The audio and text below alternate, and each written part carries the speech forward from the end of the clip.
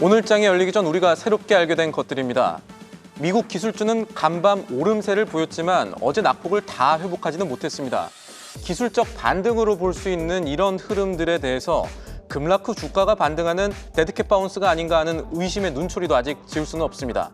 증시가 조정 국면에 접어들 때 일어나는 징후들일 수 있다는 얘기가 나오는 겁니다.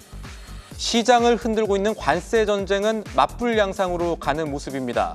캐나다는 약 30조 원 규모의 미국산 수입품에 대한 보복 관세를 예고했는데 트럼프 미국 대통령은 캐나다가 그렇게 나온다면 즉시 상호 관세를 더 높이겠다고 맞받아쳤습니다.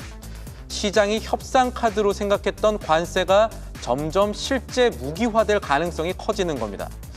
월가에선 S&P 500이 최고점 대비 10%는 떨어져야 트럼프 대통령이 증시를 부양하는 행동들을 뜻하는 트럼프 풋에 들어갈 것이라는 전망도 나옵니다. 현재 S&P 500은요, 이 고점 대비 6% 정도 하락한 수준입니다. 미국의 증시가 잔기침을 조금 더 할 가능성 있다고 보는 겁니다. 그나마 다행인 건 뉴욕 증시 마감 후 미국의 상무장관이 관세 협상 가능성을 시사하면서 시간의 거래에서 주요 종목들이 다시 오르고 있다는 점이 되겠습니다. 오늘 우리 시장에 던져볼 질문들이 이 지점에서 발생할 수 있겠습니다. 미국의 관세 조치를 무마하기 위한 우리 정부의 협상 카드로 알래스카 LNG 개발이 시장에 부각이 됐습니다.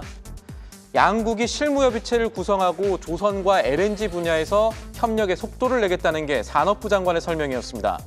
미국이 알래스카 LNG 사업에 우리를 비롯한 다른 나라들이 참여해주길 바라는 것은 개발에 드는 천문학적인 수준의 돈 때문이겠죠. 알래스카를 남북으로 있는 가스관과 인프라를 짓는 데에 초기 비용만 우리 돈 64조 원 이상이 필요한 것으로 추산됩니다.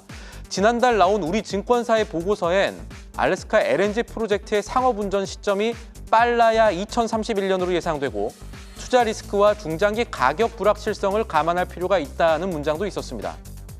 우리 경제 측면에서 알래스카 LNG 프로젝트가 갖는 리스크를 간과해서는 안 되겠지만 시장은 우선 이 이슈에 반응하고 있습니다. 장마감 후 시간의 거래에서도 강관 관련주들은 상승세를 보였습니다. 이르면 다음 주 실무자 파견 소식이 전해질 수 있다는 소식도 투자 측면에선 염두에 둘 부분이 될 수 있겠습니다. 그래서 이 이슈를 잘 들여다보면 우리 장에 던질 두 번째 질문이 발생하게 되겠습니다. 우리 주식시장에서 이 시가총액 기준으로 외국인 보유 비율이 14개월여 만에 최저치를 기록했습니다. 전날 마감한 국내 주식시장에서 시가총액 기준 외국인 보유 비율은 28.35%로 집계가 됐습니다.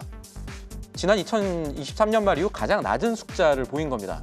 관세 불확실성이나 MSCI 리밸런싱과 같은 여러 배경들이 있겠습니다만 외국인의 증시 이탈이 진행되는 요인 가운데 하나는 환율일 겁니다. 간밤 외환시장에선 달러원 환율이 1,454원 선까지 내려갔다 다시 1,460원 선까지 오르는 흐름 보였습니다. 미국발 관세 전쟁에 따라 나온 움직임이라고 봐야겠죠.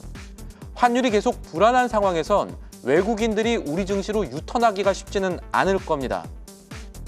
그래서 간밤 나온 소식들을 되짚어보면 우리 증시에 던질 수 있는 큰 질문들은요.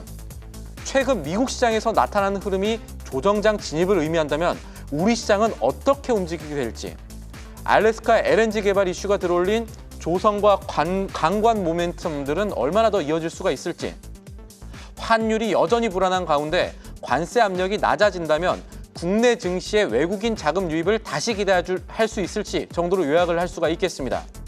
이 화두들이 오늘 시장에 어떤 영향을 미칠지 오프닝 벨이 울리기 전까지 저희와 함께 살펴보시죠. 마무리하기 전에 한 말씀 더 드리겠습니다. 선제적 구조조정이라는 이례적인 단어가 우리 시장에 등장했습니다. 사모펀드 MBK 파트너스가 빚내서 사들였던 홈플러스에 대한 회생 절차를 신청하며 나온 말입니다.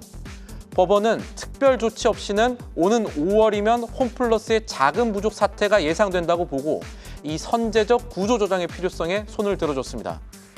티몬과 위메트 사태처럼 협력업체나 임직원 피해가 발생하기 전에 조치를 취하겠다는 겁니다.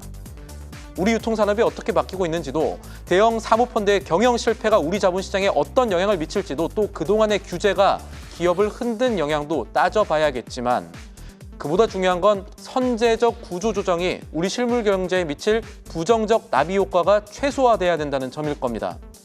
국내 2위 대형마트의 법정 관리라는 악재가 소비 심리를 흔들지 않기를 바랍니다. 여러 잡음 속에도 홈플러스 매장은 여전히 정상 영업 중입니다. 앵커 리포트였습니다. 계속해서 다양한 경제 이슈를 알고 싶다면 구독과 좋아요, 알림 설정 부탁드립니다. AI 캐스터 권미정이었습니다.